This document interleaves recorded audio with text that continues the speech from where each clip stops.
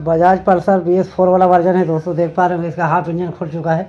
तो ज़्यादातर पल्सर में इस तरह का दिक्कत आता है। यहाँ पर दिखा दे, ये बलोक हेड है इसका, और यहाँ पर दिखा दे ये हमारा वाल है बड़ा वाला, और यहाँ पर इस तरह से इसको निकाल लेंगे।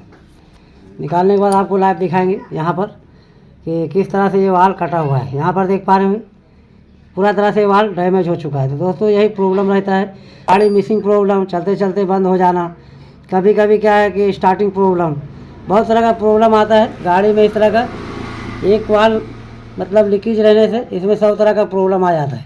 तो दोस्तों वीडियो अच्छा लगा वीडियो को लाइक कर देना, चैनल को सब्सक्राइब कर लेना।